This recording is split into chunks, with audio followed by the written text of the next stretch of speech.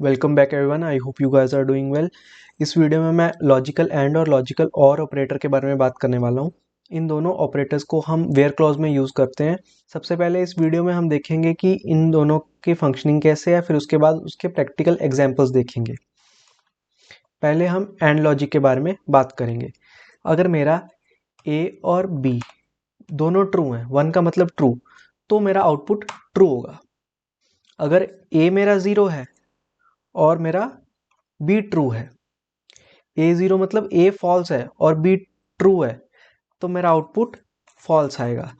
ऐसे ही अगर मेरा ए जो है वो ट्रू है लेकिन बी फॉल्स है, तब भी मेरा आउटपुट फॉल्स आएगा। और अगर दोनों ही फॉल्स हैं तो आउटपुट फॉल्स ही आएगा। मतलब कि दोनों पर्टिकुलर कंडीशंस ट्रू होनी चाहिए आउटपुट को ट्रू लाने के लिए। ये हमारा एंड का लॉजिक है। अब दूसरी तरफ और का लॉजिक समझते हैं। और हमारा कहता है कि अगर दोनों में से एक भी कंडीशन ट्रू हुई तो मैं आउटपुट ट्रू दूंगा। मतलब कि अगर दोनों फॉल्स हैं तब फॉल्स आएगा, और अगर ए ट्रू हो गया बी फॉल्स है तो भी ट्रू आएगा। और अगर ए फॉल्स है लेकिन बी ट्रू हो जाता है तो तब भी आउटपुट ट्रू आएगा। और अगर दोनों ट्रू हैं तब तो ट्रू आएगा ही। अगर मैं समराइज करूं तो एंड लॉजिक कहता है कि मुझे सारे कंडीशंस ट्रू चाहिए आउटपुट ट्रू लाने के लिए।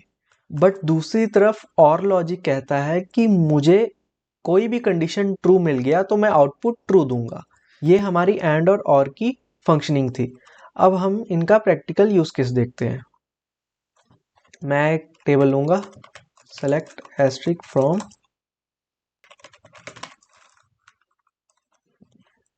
अब यहाँ पे मैं वेयर कंडीशन लिखूंगा, where store ID is equal to 2। ये मेरी फर्स्ट कंडीशन मैंने दी कि मैंने वो कस्टमर्स लिए जिसमें मेरी स्टोर आईडी 2 है।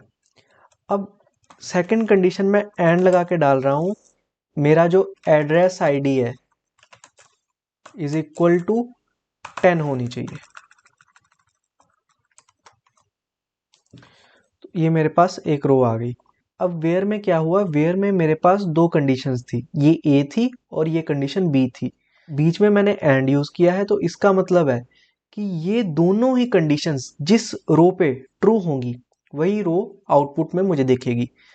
लेकिन अगर मैं इसमें और लगा देता हूं तो जिस भी रो में अगर स्टोर आईडी 2 होगी तो वो आ जाएगी, और जिस भी रो में एड्रेस आईडी 10 होगा इंडिविजुअली भी, तो वो भी मेरे पास आ जाएगी।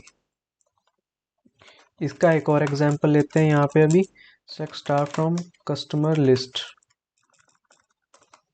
ये मेरे पास कस्टमर्स की लिस्ट आ गई। अब मुझे इसमें वो कस्टमर चाहिए जहाँ पे country is equals to India है and city is equals to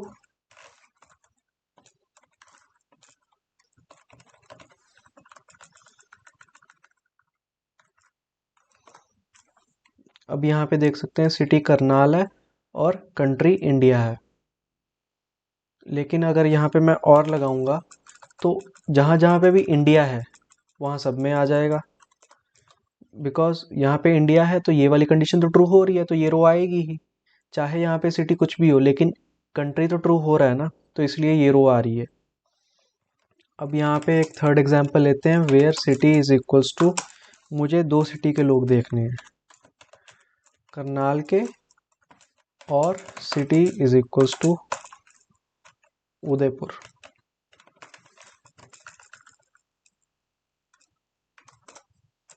first row में ये वाली कंडीशन ट्रू हो रही है और सेकंड रो में सेम कॉलम पे ये वाली कंडीशन ट्रू हो रही है।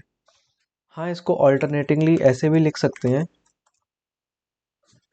जो कि ज़्यादा बेटर वे है।